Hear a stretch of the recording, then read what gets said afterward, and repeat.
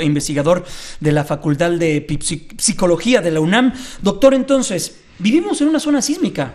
Sí. ¿Cómo debemos asumir eso entonces? Para empezar debemos estar preparados. No es posible que nos ocurra lo que nos pasó en 85, que nos tomó verdaderamente sin una sola medida preventiva. Es decir, nadie sabía qué hacer, nadie sabía a dónde ir, si empezaba a moverse el sitio donde uno vivía o trabajaba, no sabía hacia dónde aproximarse, se salía, no se salía.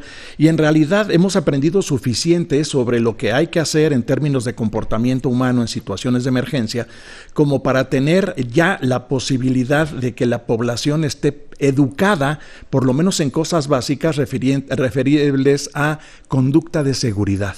Por ejemplo, en este estudio ahorita, en este edificio, hay quizás decenas o cientos de personas. Si vuelve a temblar, aparte de la alarma sísmica, ¿todo el mundo sabe qué hacer? Se supone, visto hoy en comparación con 1985, sí, hace rato salimos todos al jardín. Claro, además la alerta sísmica es una gran ventaja en materia de protección civil. Que no teníamos en 1985. Lo que ocurrió en 1985 es que el daño fue tan grande, yo recuerdo, fueron más de 5,000 fallecimientos, que lo que hizo necesario, no solamente para todas las instancias que cuidan la salud, sino de una manera especial por la forma en que la secuencia fue ocurriendo, muchas de las dependencias que cuidan la salud mental, lo que empezamos a ver desde la Facultad de Psicología de la UNAM, desde la Sociedad Mexicana de Psicología, desde otros sitios donde se da atención de salud mental, que depende de a quién le pase, bajo qué condiciones y qué tipo de problema esté presentando. Los problemas agudos suelen ir desde el insomnio, perder el apetito, comer muchísimo, pelearse con toda la gente, etcétera, etcétera. Pero después van pasando otras cosas. Viene un segundo nivel de estrés y eso va a determinar una buena parte de cómo termine. Tiene que ver con la historia personal de la gente, qué tan vulnerable era desde antes del temblor. Sí. Qué solidez emocional tenía, qué aplomo, qué apoyo social, qué apoyo familiar. Bueno, porque sabemos que el estrés es menor cuando se reúnen ciertas características. 1, cuando es predecible. 2, cuando sabemos que va a durar relativamente poco. 3, cuando tenemos apoyo social. 4, cuando tenemos destrezas de seguridad o de rescate que nos permitan responder. En este caso, entre las últimas semanas que hemos estado trabajando de una manera intensa en el caso de atención a salud mental, hemos estado trabajando cerca de los derrumbes, hemos estado trabajando en albergues, en hospitales, y son varias las instancias que lo están haciendo. Yo mencionaba la Sociedad Mexicana de Psicología, la Facultad de Psicología de la UNAM, el equipo de salud mental de la Clínica Condesa también tiene protocolos muy importantes andando, y lo importante es básicamente contar con gente que sepa qué tiene que hacer, expertos en salud mental, que puedan responder y que puedan responder de una manera que tenga sentido. ¿Qué quiero decir con que tenga sentido? Que produzca un efecto benéfico sobre la salud mental. Uno de los problemas que tenemos es que todo el mundo se siente psicólogo y entonces todo el mundo se pone a dar consejos, todo el mundo se pone a... Y lo que está ocurriendo es que es muy problemático porque el trabajar bajo situaciones de emergencia en términos de comportamiento humano es una especialidad, es algo que se tiene que entrenar profesionalmente. Una ciencia. Y normalmente constituye un posgrado, por lo menos una serie de módulos en los posgrados. Y una cosa que tenemos muy claros todos los que tenemos que depender de lo que se sabe para actuar bien, es que entre las cosas más difíciles que nos pueden pasar con la vida es tener que trabajar con alguien que no sabe, porque va a tomar decisiones, va a afectar cosas, etcétera. Y si a mí me preguntaran cuáles son los 2 pilares fundamentales de una buena atención de salud mental, tanto en situaciones de desastre como en situaciones naturales, yo diría que son 2. La primera es que las decisiones que se tomen estén basadas en investigación científica. Ya se nos acabaron los pretextos. En el 85, muchas de las cosas que sabemos hoy que hay que hacer con pacientes, que hay que hacer con familias, que hay que hacer con niños, con ancianos, con adultos y con brigadistas no se sabía. Ahora tenemos entonces un primer pilar que es tomar decisiones basadas en buena investigación científica. Y el segundo gran pilar es básicamente el que tengamos la certeza de que si algo mejoró porque intervenimos de una manera profesional. Entonces, estas condiciones son las que normalmente nos facilitan la probabilidad de que el comportamiento no se desajuste todavía más conforme va avanzando la tragedia, sino que la adaptación vaya ajustándose a los recursos que tenemos, a las necesidades que hay, a la gente que tenemos a nuestro alrededor que nos puede ayudar, y algo muy importante, a la organización general. Tiene que haber un sistema que nos diga, por ejemplo, a los psicólogos entrenados en esto, a dónde ir, qué es lo que está haciendo, ¿no? A quién acudir, a dónde se puede acudir, qué tipo de problema es, dónde se puede dar. Claro. Y tenemos desde intervenciones que se dan en la banqueta o en el hospital o en el propio albergue, hasta intervenciones que se dan en otros sitios. Por ejemplo, intervención psicológica que se puede dar por teléfono. La gente llama y dice: estoy muy triste, estoy muy enojado, me estoy peleando con todo el mundo, no puedo dormir, me estoy enfermando del estómago sin razón. Obviamente debe haber este tratamiento que usted menciona, pero también muchas personas que nos están viendo en este momento, que tal vez en este instante no puedan o no quieran salir de su casa, ¿alguna recomendación que les pueda dar para relajarse ellos? No sé, escuchar cierto tipo de música, hacer cierto tipo de ejercicios. Sí. Hay varias recomendaciones, dos muy sencillas que se pueden seguir. Claro, estas que voy a decir no conviene hacerlas si no tenemos la certidumbre de que donde estamos seguros. Hay que empezar por ahí. Si estamos seguros que la situación está más o menos bajo control y que sabemos qué hacer si vuelve a temblar, hay algunos ejercicios que suelen ayudar mucho. Uno de ellos se llama respiración diafragmática. ¿Esto qué quiere decir?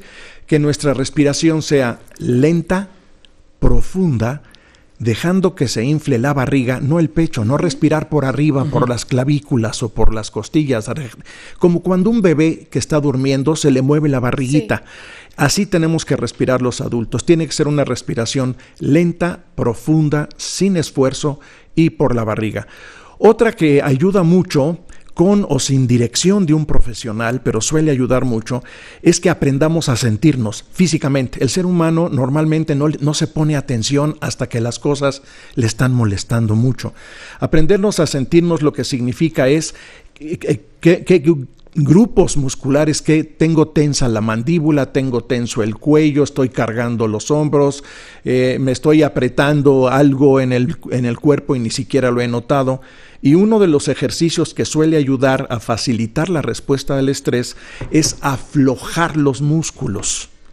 Ir aflojando, una de las formas más fáciles de lograrlo es proceder de arriba para abajo. Y entonces la gente, como si se estuviera pasando lista en la primaria, y cada parte del cuerpo va contestando presente, ese presente lo que debe convertirse... O sea, tú lo trabajas desde tu mente a cada punto de tu exactamente. Cuerpo. Y una secuencia que facilita mucho la vida es frente, párpados, mejillas, labios, mandíbula, cuello, y de ahí bajamos hombros, respiración, brazos, muslos, piernas y pies. Esa secuencia es fácil de aprenderse porque es de arriba hacia abajo.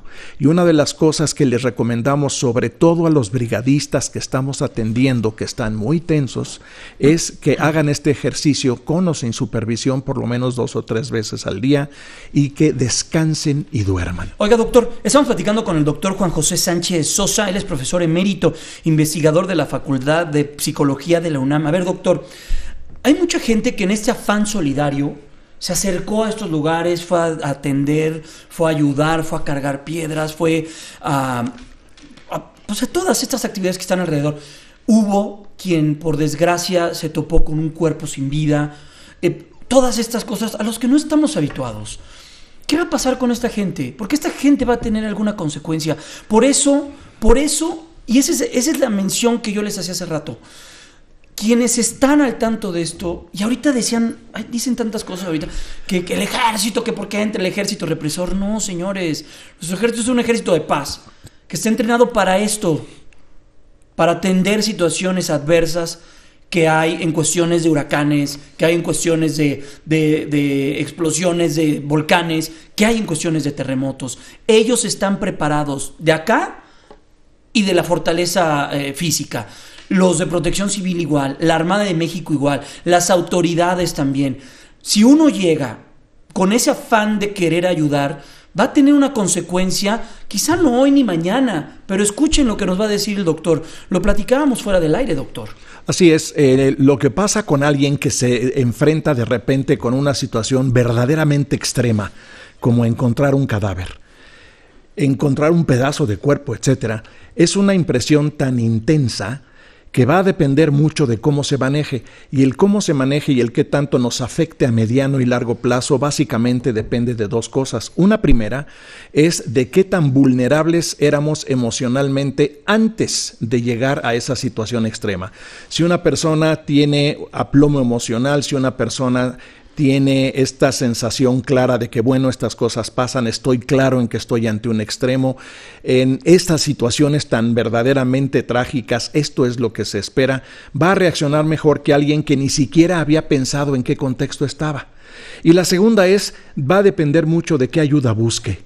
Esta segunda parte o tercera parte que ocurre después de una situación muy, muy traumática se convierte en estrés postraumático. Es decir, la persona meses después empieza a tener síntomas de insomnio, empieza a tener síntomas de llanto incontrolable o de enojo incontrolable o de un miedo incontrolable.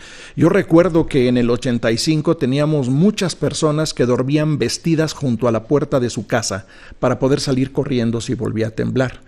Esta es una conducta de seguridad, pero si no la moderamos con un buen control emocional que tiene que estar provisto por un experto, ese síntoma o ese grupo de síntomas que aparece meses después puede prolongarse demasiado y acaba echándole a perder la vida a la gente en otros sentidos. Deteriora su vida familiar, deteriora su vida laboral, deteriora su funcionamiento en comunidad, y es por eso que cuando se ven estos extremos es importante asistir y buscar un verdadero profesional.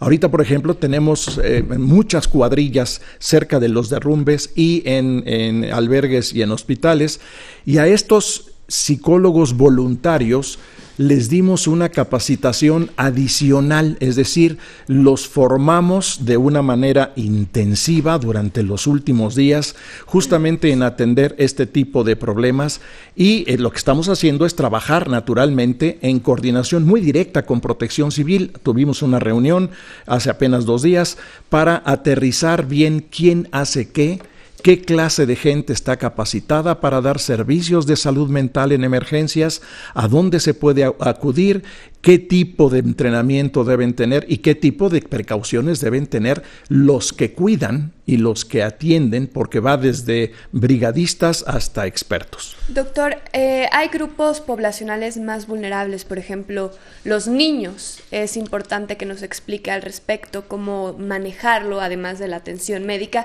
y también las personas mayores. Así es. El estrés, la angustia y la depresión no se ven igual en un niño que en un adulto, que en un anciano.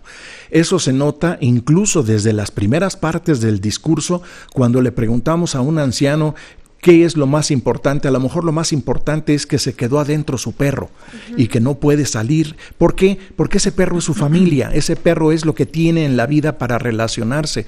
Un niño va a reaccionar de maneras diferentes y por lo tanto hay que atenderlo con técnicas diferentes que están sometidas a prueba. Por eso decía yo al principio de la entrevista que son 2 grandes pilares. ¿Qué nos dice la investigación al respecto de estos fenómenos? Y ¿cómo sabemos que lo que se hace de esa manera funciona? Si no tenemos esos 2 pilares, estamos trabajando a ojímetro, estamos dando palos de ciego. Con los niños hay que hacer cosas específicas, con los ancianos hay que hacer cosas específicas. Algunos son procedimientos comunes como los 2 que decía yo hace rato. Sí. Esos sirven para cualquier persona. Pero hay cosas, sobre todo las creencias, sobre todo las convicciones, esto que llamamos cognición, en el sentido de que normalmente me comporto de una manera congruente con lo que creo. Y si lo que creo o lo que sé está muy distorsionado, mi comportamiento va a estar muy distorsionado y va a ser muy poco adaptativo. Por eso se necesita alguien que cheque si ese comportamiento, si esas creencias, si esa información coinciden. Por ejemplo, oímos, no hombre, esta casa está muy sólida, no hay necesidad de salirse cuando suena la alarma sísmica. Esa es una creencia defectuosa. Claro. Otra creencia defectuosa es, estamos en un piso 12, hay que bajarnos corriendo por las escaleras. No, en un piso 12 no les va a dar tiempo de llegar a la planta baja y correr a un sitio diferente. Doctor, tenemos 2 minutos y es un tema muy amplio, pero rápidamente. Tenemos mucha información. Con redes sociales, ¿qué hacemos? ¿Cómo procesarla? Ahorita ya me están diciendo que soy un quién sabe qué, que ya sabrá. Sí. Irma Soto, que dice que soy un defensor del patrón, y hasta ofende. Esther Piña Soria dice que le da pena que yo esté detrás de un micrófono y que soy alineado al poder. A ver, esto no es momento hoy. Hoy no es momento de decir esto. Hoy es momento de estar juntos y de caminar en una misma dirección. Dejen a un lado sus filias políticas y sus fobias. Ese es el tema. ¿Cómo poder saber que sí, que no? Uno de los problemas que estamos encontrando con las redes sociales es que si nosotros vemos una pantalla de una red social y le damos seguimiento algunos minutos y cambiamos de Facebook a Twitter, a otro y a otro, nos vamos a encontrar con que hay un porcentaje importante a veces de basura. Cuando yo hablo de basura, estoy hablando no de la gente que informa algo que hace falta, no de la gente que da un buen consejo, no de la gente que promueve un bienestar que tiene sentido tener, sobre todo en estas condiciones. Uno de los problemas que vemos es que hay desinformación. Hay gente que trata de promover una opinión, que está bien que lo promueve, sí, bueno, es algo que tiene que respetarse eso, pero el momento es cuando hay una situación de desastre, la prioridad es el desastre, la gente que lo sufrió, la gente que va a quedar dañada, la gente que perdió cosas.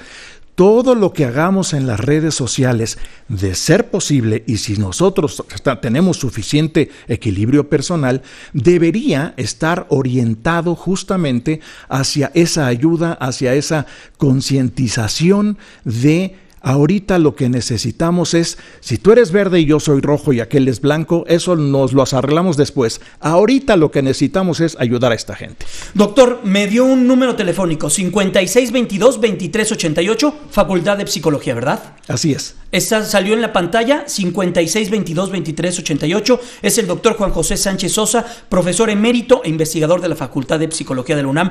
Muchas gracias, de verdad, gracias a ustedes por estos minutos. Despedimos de la radio, continuamos en la televisión. Quédese con nosotros, hay mucha información, mucha información. Manténgase en contacto de Grupo Fórmula.